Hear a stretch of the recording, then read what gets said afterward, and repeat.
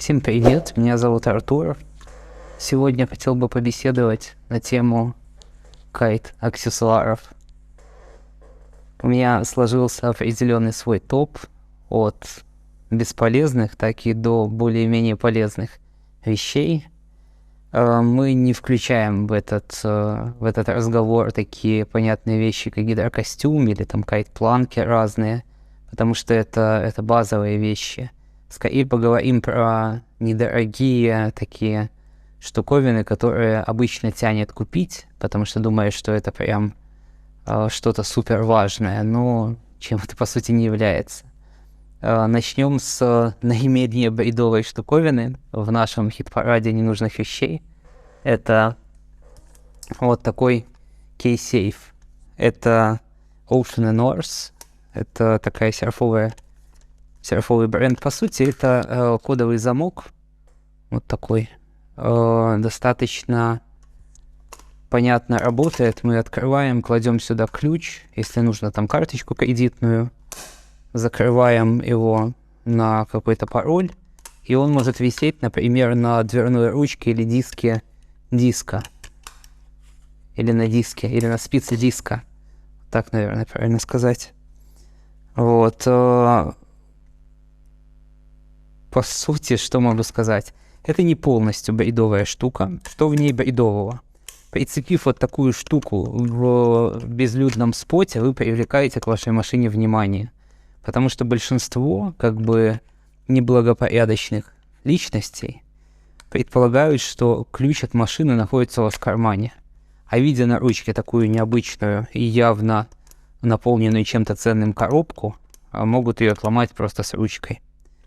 Конечно, ее можно использовать немного по-другому, просто пристегнув на какой-нибудь забор или столб на споте ваш кайтбэк, если вы оставляете. Потому что бывают случаи, когда прохожие думают о том, что кайтбэк кто-то оставил или потерял, и он больше не нужен, и теперь это мое.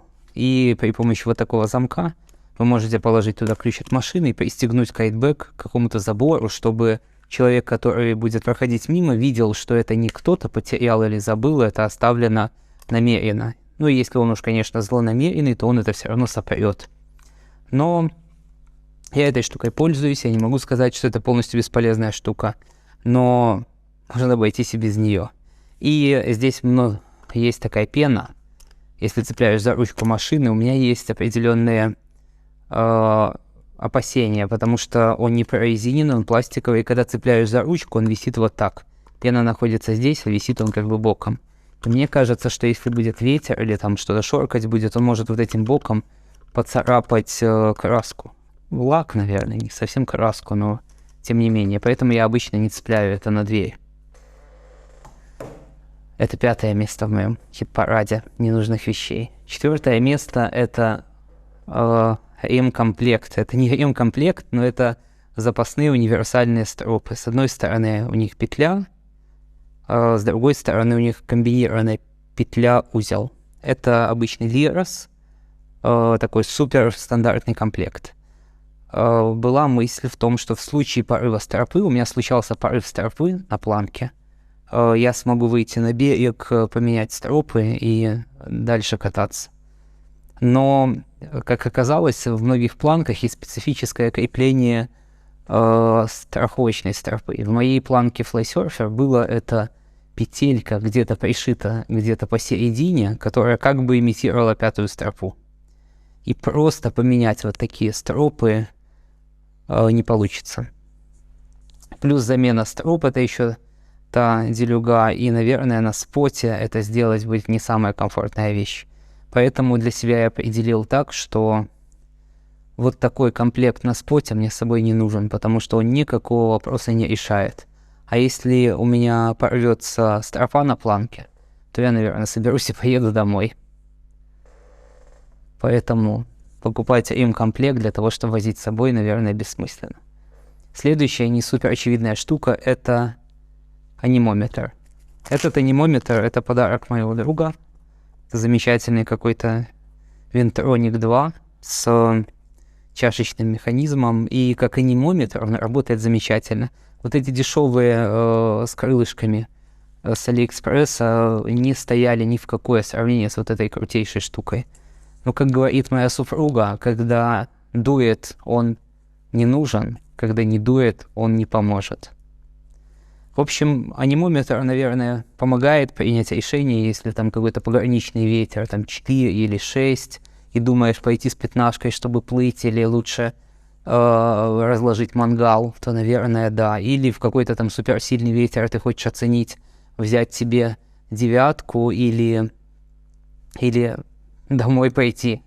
Но зачастую, если ты катаешься какое-то время, то анемометр уже не является таким источником для принятия какого-то решения.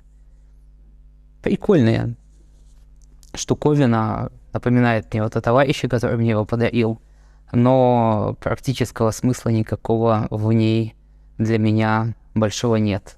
Мало того, что когда мне она реально нужна, я обычно забываю в другом чехле для кайта, так и, наверное, не могу сказать, что это мне как-то помогает. Безусловно, это интересно, это не топ бесполезной штуки, но не самое полезное, без нее можно обойтись. Следующий номер — это аксессуары для планки. На моем примере это вот такой карабин. Тут он. У меня планка модуляр, в ней есть такая вот штука. Ну, то есть Chicken Loop полностью отстреливается. И было мнение, что зимой палец может сломаться, когда будешь кататься. Может от холода подзамерзнуть, и потом просто сломаться пластик. И поэтому был мной куплен вот такой карабин для серфинга. Его можно также зацепить за крюк, либо пользуясь вот такой веревочкой для леша, то есть привязать за крюк и цеплять карабин за вот это кольцо. И тогда нет зимой шанса сломать палец чикена, и вообще все будет хорошо. И плюс была надежда, что я возьму, поставлю себе вместо крюка веревку и буду ловко кататься на гидрофойле. Но надежда не оправдалась, и поэтому этой штукой я ни разу не воспользовался. Я пользуюсь обычной петлей, причем по странному стечению обстоятельств фристайловой. И, оказалось, мне эта штука не нужна. Вот. Может, когда-то пригодится в будущем, продавать я ее там не буду, потому что штука достаточно недорогая, скажем, даже дешевая, и может пригодиться, если я потеряю основной чикен, что, в принципе, в КБИ можно сделать. Вот, но без нее тоже можно обойтись. Следующий. Это, по сути, первое место в моем хит-параде ненужных вещей. Это куча всяких разнородных прибамбасов для GoPro. Первое. Это так называемый рукав. Я не знаю, как правильно это слово по-русски. Просто резинка одевается сверху на GoPro, чтобы можно было сбоку ее привязать. Есть мнение, что у последних GoPro от 9 ноги эти могут отламываться. Даже люди писали где-то под моим видео про GoPro, что ноги могут отломаться. И этот комментарий навел меня на мысль, что я могу купить вот такую резинку, и тогда за резинку привязывать вот какой-то лишний большой или веревочку и крепить GoPro. Но, честно сказать, не особо это имеет смысл, только больше возни, пользы вообще никакой от нее. Может, от царапин защищает, но опять же, GoPro — это экшн-камера, и она выглядит как выглядит. Она очень новой выглядит, если ей не пользуешься. Потом, аквакейс. Здесь у меня стоит красный фильтр, потому что в самом деле я этот кейс использую для дайвинга, просто для примера привел. Этот аквакейс, он больше приводит к зацепам строп, утяжеляет GoPro, делает менее удобным использование кнопок, не влазит в поплавок. В общем, кайтер — эта штука вообще ни зачем. Следующее. Поплавок, который тонет. Это поплавок с AliExpress, и он, на самом деле, не тонет. У меня была предыдущая версия камеры, и она, в принципе, хорошо работала с этим поплавком. Здесь у меня написан мои контактные данные, потому что если ее там потеряешь где-то в волне, скорее всего, ее выбросит где-то на берег. А как мы знаем, кто там подписан на меня в инсте, у нас кепка после 7 месяцев плавания в море вылетела к нам на пляже, мы ее опять нашли. Поэтому GoPro с написанными контактами в поплавке имеет шанс высокий выжить. При том, что люди, многие обладают совестью и возвращают вещи. Нам вернули доску, вот мы нашли шапку потерянную. Но вот какой нюанс. Новые GoPro становятся все более и более тяжелыми. И поэтому нет уверенности, что это поплавок поможет GoPro не утонуть. Она может держаться в толще воды. А когда идет волна, в толще, в верхнем слое воды, это пена. И был даже случай, когда я потерял доску, и она где-то вот плавает, вот здесь где-то, но ее не видно, потому что постоянно месит прибойная волна. Поэтому для меня сейчас гораздо более простой вариант — это привязать GoPro на какую-то веревку и надеяться, что ее не оторвет в случае чего. Пока что это работало. Вот этой штукой я не пользуюсь.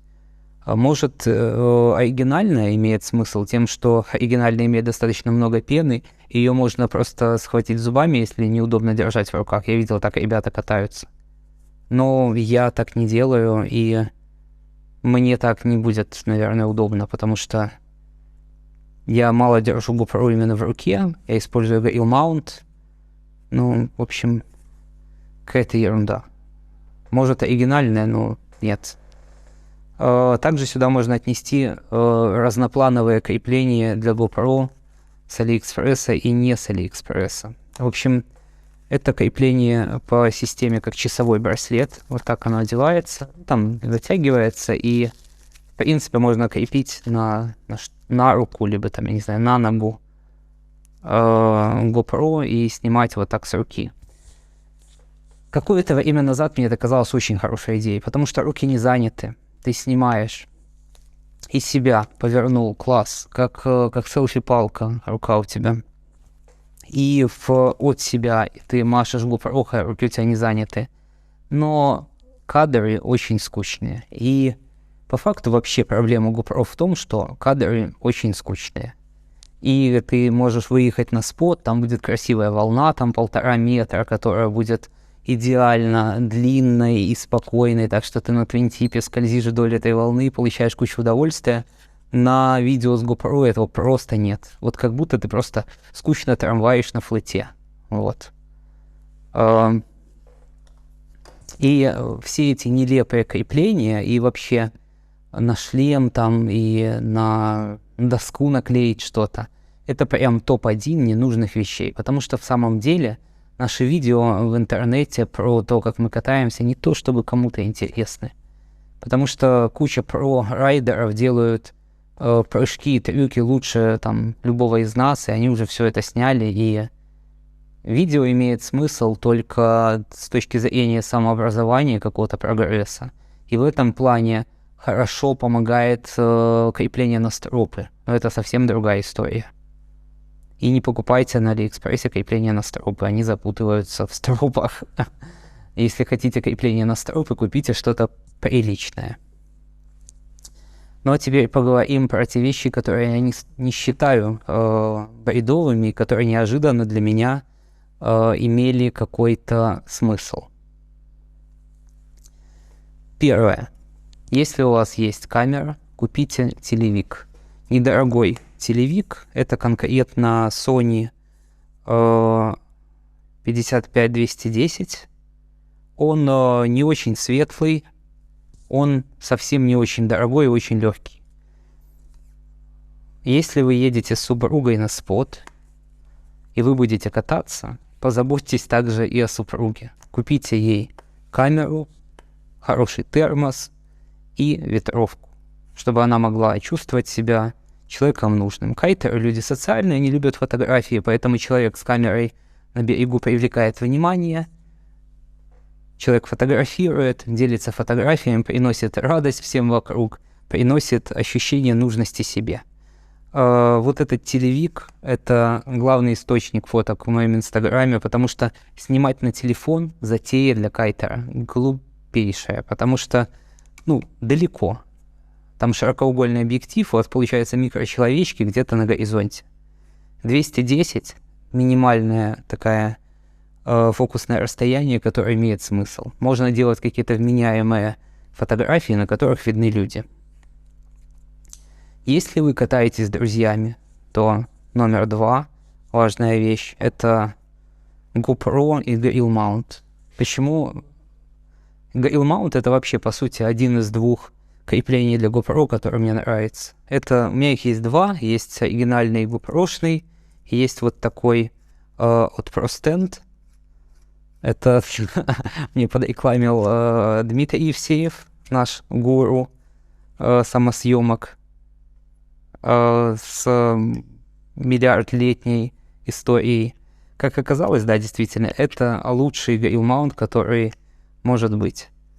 Он может использоваться для съемок каких-то своих блогов, потому что вот этой стороной он может одеваться вот на некую бутылку с колой 2-литровую и снимать вас как тренога. Можно поставить куда-то. Удобно держать в руке, что так, что можно вот так держать, когда вам не нужно. Можно держать в зубах, и из-за того, что он как капа, он из термопласта сделан, удерживать в зубах легко. Достаточно, получается, сильный такой захват, комфортный. Можно закрыть рот, и тогда, когда вас сполоснет, вы не нахлебаетесь воды. Вот. То есть из держалок в зубах вот это прям единственный крутой вариант, который прям реально работает. Если ты там падаешь, ты можешь закрыть рот. Потому что все вот эти загубники в стиле дайвового такого загубника, он сильно шатается. Есть похожие на Алиэкспрессе. Я покупал. Вот здесь вместо термопласта резина.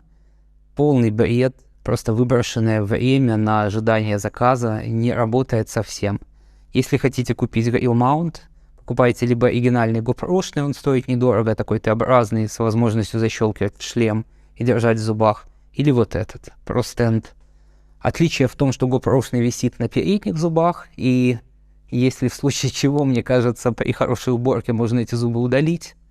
Вот, этот зажимается челюстью коренными зубами, и в случае даже сильной уборки, вероятнее всего, эта штука вам ничего не сделает. Ее придумал какой-то мотоциклист, который там вот этот летающий прыгает через большие очень пролеты. Там несколько таких штук. И это изобретение прям, как оказалось, помогает там снимать, если вам что-то нужно снимать. Как мы уже обсудили до этого, вообще вопрос съемки себя на споте — это вопрос открытый, насколько это интересно. Но иногда бывает либо погода красивая, либо катаешься с друзьями, и эта штука реально прикольная. Неожиданный лот следующий — это неожиданно полезная штука, которую мне Миндовгас подсоветовал. Это кейс для телефона. Есть программка Surfer, я про нее уже рассказывал. И дома можно нарыть старый телефон, который вы не продали, либо там не пользуетесь, поставить туда симку с минимальным каким-то там пакетом. И в случае, если вы потеряете доску в море, при помощи второго телефона и серфера можно ее найти. Это реально прикольно. И плюс очень здорово, когда можно какой-то журнал сессии вести. Да, я понимаю, что можно сказать, вот, можно купить ВУ, все покупают ВУ. Ну, смотрите, Surfer сейчас спонсорит Big Air Kite League и получает, в самом деле, какое-то развитие. Плюс вот эта штука вместе с каким-то телефоном супербушным дает визуально гораздо более прикольный экспириенс. Вы видите сразу после прыжка свой последний прыжок. Плюс это чуть большая функциональность, вы можете найти доску свою, и стоит дешевле. То есть посмотрите, сколько стоит ВУ. Если кто-то может мне стоимость этой коробки предложить ВУ, ну, я не знаю. Коробка стоит сильно дешевле, а опыт от ее использования очень прикольный. для меня, как эта штука оказалась открытием, и мне почему-то очень понравилось. Хотя ВУ меня совсем не привлекает, и там замеривание прыжков, наверное, мне кажется, для меня бессмысленно, я не летчик. Но, с другой стороны, если так подумать, то прикольно наблюдать за своим прогрессом, даже ни с кем не мериться, просто смотреть, как развиваешься. И топ-1 того, что мне кажется супер полезным, это вот такой неопреновый клей из Декатлона. Потому что в наших широтах постоянно находишь какую-нибудь штуковину, где порежешь себе перчатку или ботинок гидробот, или царапнешь гидрокостюм, и если его не заклеивать, становится сильно холоднее и не так прикольно. Можно, конечно, клеить это все какими-то моментами, но вот этот клей черный и очень хорошо работает с неопреном. Стоит копейки, а меняет очень положительно ощущение от катания, потому что маленькая иголочная дырка в перчатке в такую погоду, вот как сейчас в марте, может полностью испортить каталку. Получается, как будто мост холода, плюс вода поступает гораздо быстрее, и даже в хороших перчатках руки начинают или ноги мерзнуть быстро. Стоит эту дырочку дома найти и заклеить, и все прям становится очень, очень хорошо. Вот. Такие мысли у меня по поводу кайтового барахла. Делитесь в комментариях, что для вас оказалось самым ненужным или нужным. И пока.